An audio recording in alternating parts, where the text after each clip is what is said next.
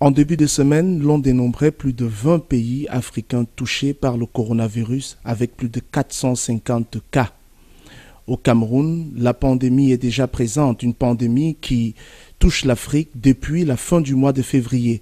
Une pandémie qui, à Garoua, intervient alors que la communauté chrétienne est en plein mois de carême. À cet effet, Monseigneur Faustin Ambassadiodo, archevêque de Garoua, a pris un certain nombre de mesures pour faire corps avec l'action gouvernementale et barrer la voie à la pandémie du coronavirus. À cet effet, Nord-Actu a décidé d'aller à la rencontre de l'homme d'église pour savoir comment est-ce que l'église catholique dans la ville de Garoua s'emploie pour barrer la voie au coronavirus. Quelles sont les mesures prises? Comment est-ce que les fidèles interprètent-ils l'action, la décision gouvernementale et quelles sont les conséquences sur le culte? Monseigneur Faustin Ambassadiodo, merci d'accorder cet entretien à Nord-Actu. Bonjour. Bonjour à vous. Alors, Monseigneur, en date du 18 mars 2020, vous avez signé une note pastorale qui prescrit des mesures à prendre, à observer au sein de l'Église, mais également en dehors par les prêtres, les religieux, mais aussi par les fidèles pour barrer la voie au coronavirus. Des mesures qui interviennent après celles édictées par le gouvernement. Déjà, comment est-ce que vous appréciez ces mesures prises par le gouvernement pour barrer la voie à la pandémie du coronavirus? On a vu progressivement, semaine après semaine, comment le coronavirus a suscité une grande pandémie qui s'est étendue, qui est devenue mondiale. À partir du foyer de Chine, ça s'est transporté en Europe. On pensait que nous, en Afrique et notamment au Cameroun, on serait épargnés. Voilà que nous avons tous les informations qu'il y a des cas avérés dans notre pays, dont des personnes qui vivent sur le territoire avec ce virus-là, avec le risque de contamination pour leur environnement, pour ceux qui sont autour d'eux, pour ceux avec qui ils sont en contact. Aujourd'hui, on ne peut plus nier que nous sommes frappés comme pays. Aujourd'hui, on ne peut pas minimiser le risque que la maladie s'étende. Le risque est là. Alors, je crois que, avant de dire ce que nous avons fait, partout dans le monde, on a pris la chose au sérieux. Nous sommes heureux qu'au niveau du pays, le gouvernement ait pris des mesures. Et ces mesures, je crois que sont des mesures cadres, qui encadrent. Certaines sont très précises, comme la fermeture des écoles, et d'autres encore la fermeture des frontières. D'autres, je crois, doivent inciter les autres acteurs à arriver à avoir des mesures particulières, spécifiques dans leur domaine d'action, avec pour tout le monde ce but de préserver le plus possible les personnes non atteintes de toute contamination possible, avec pour but de limiter au maximum l'expansion de la pandémie. Je crois que nous sommes tous d'accord là-dessus et nous saluons l'action gouvernementale, les mesures prises déjà avant-hier, mais aussi les explications supplémentaires qui ont été données quant à l'applicabilité de certaines d'entre elles. Donc à ce niveau-là, nous saluons cela. Maintenant, comme communauté religieuse très grande, parce que l'archidiocèse de Garoua est très grand, comme vous savez, s'étend sur toute la région du Nord. Il est très grand. Nous sommes concernés à plusieurs égards. Nous avons des écoles, et ces écoles sont fermées depuis hier, donc on suit la réglementation. Mais nous avons aussi des cultes que nous organisons. dans ce culte que nous organisons, surtout en ce mois de carême, il y a des cultes qui demandent des rassemblements, des grands rassemblements. Ces rassemblements-là ont été reportés. Par exemple, au début du mois d'avril, on devrait avoir un grand rassemblement de jeunes, des journées diocésaines de jeunes. Donc, on s'attendait à avoir un minimum de 3000 jeunes à Guidère. C'est difficile à gérer dans ce contexte. Nous avons pris, donc dans cette note pastorale à laquelle vous faites allusion, nous avons pris la décision de les renvoyer à une date ultérieure. On verra quand, peut-être pendant les grandes vacances, on verra ce qui va arriver. Mais, Monseigneur, au-delà des événements qui ont été renvoyés, cette mesure gouvernementale n'est pas sans conséquence sur les messes particulièrement. Oui, j'en viens. Donc, il y a ces grands rassemblements. C'est comme les journées du séance des jeunes, c'est comme les pèlerinages qui seront suspendus parce que ça demande une grande affluence. Il y a ça. À côté de ça, avant d'arriver aux messes, il y a d'autres célébrations culturelles.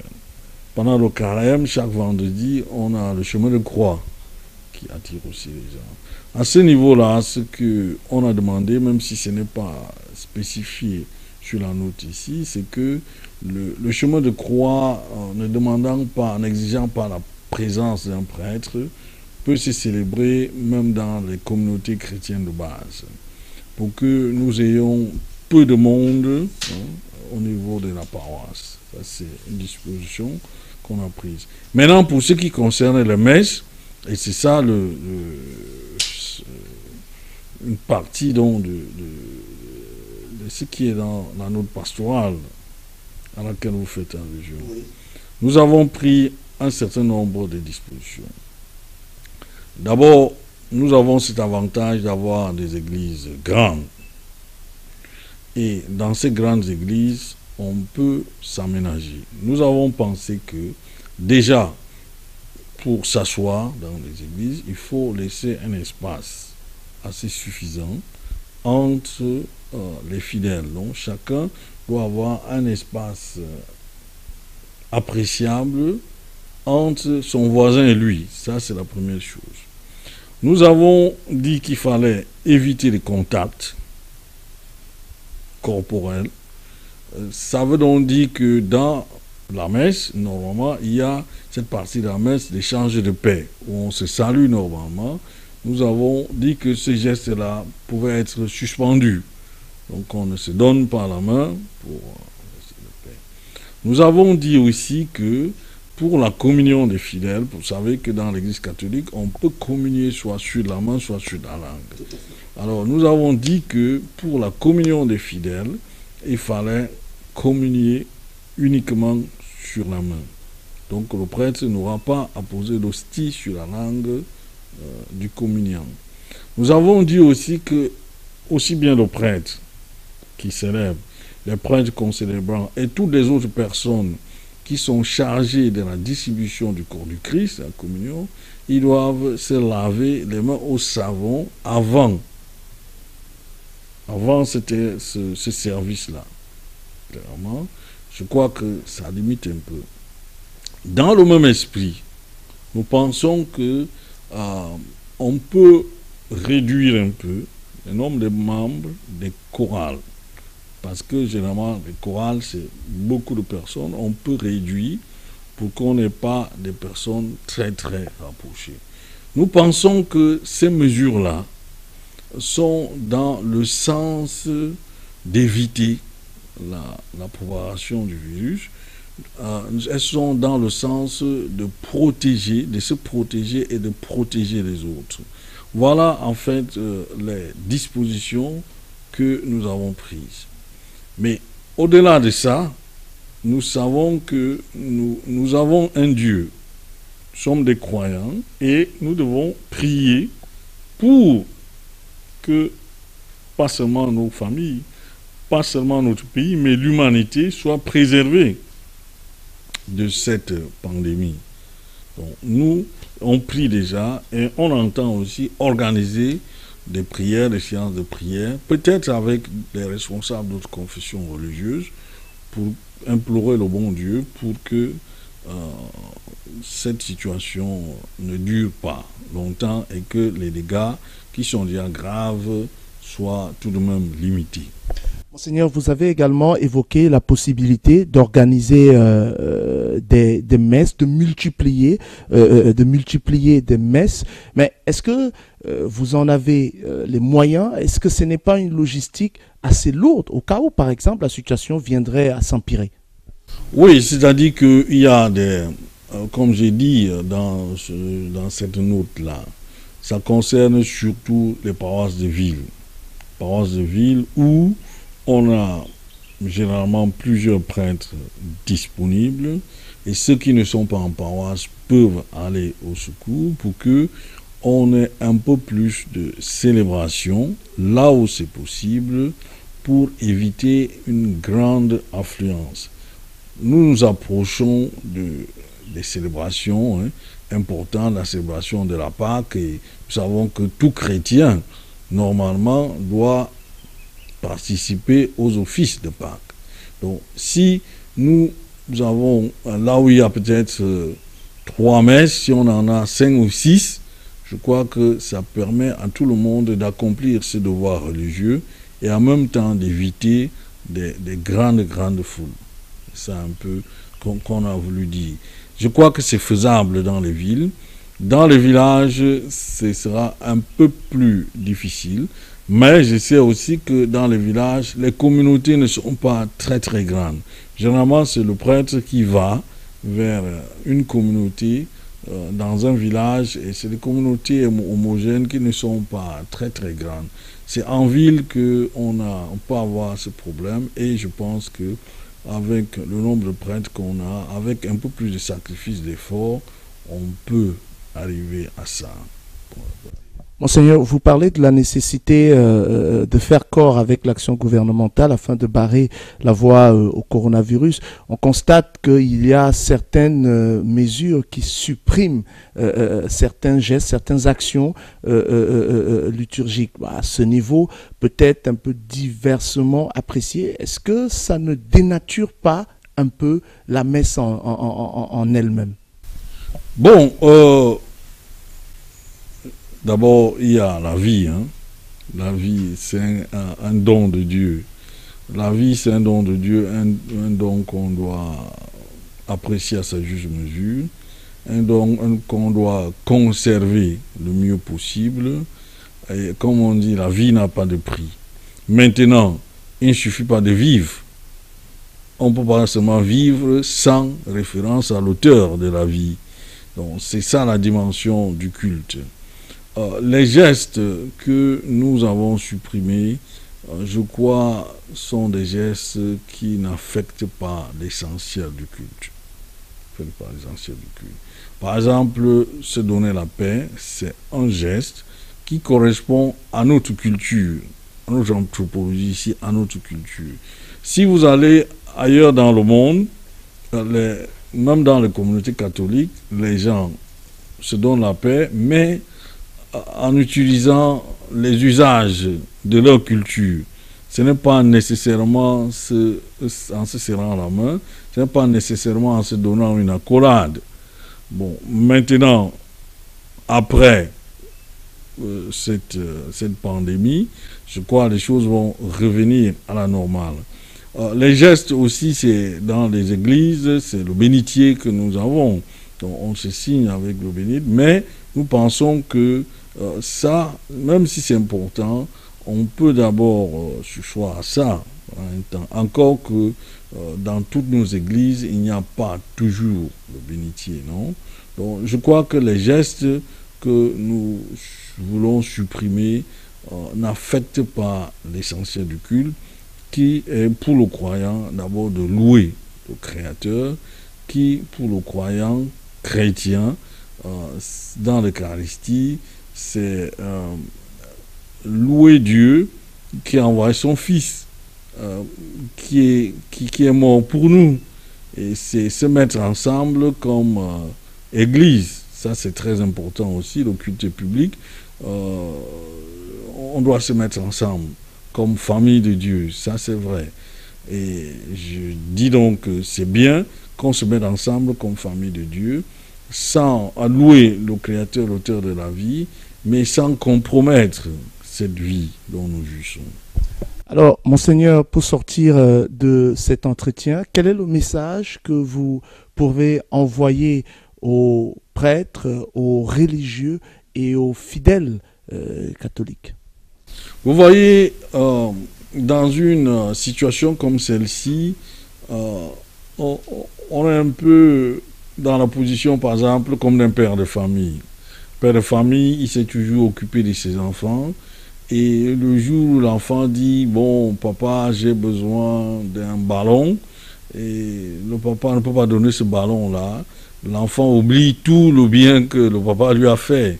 Donc nous sommes dans une situation où il ne faut pas perdre la foi d'abord, où il ne faut pas croire que parce qu'il y a cette pandémie, Dieu n'a rien fait de bon pour nous. Donc il ne faut pas perdre la foi devant ça. Ça, c'est la première chose. Et aussi de toujours revenir à ce Dieu-là, qui est l'alpha et l'oméga, le commencement et la fin, qui est tout. Et nous savons que notre vie est entre ses mains. Donc nous devons revenir toujours vers ce Dieu, prier d'abord personnellement, prier dans les familles, mais prier aussi comme communauté chrétienne. Voilà ça. Maintenant, qu'est-ce qu'on doit dire de spécifique? Je crois qu'il faut garder cette foi, il faut garder la sérénité.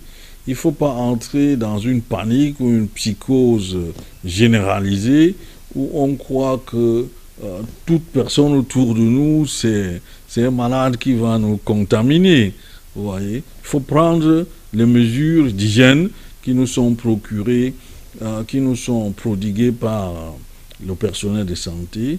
Et aussi, ce personnel, je crois, devrait bien informer les populations sur les symptômes.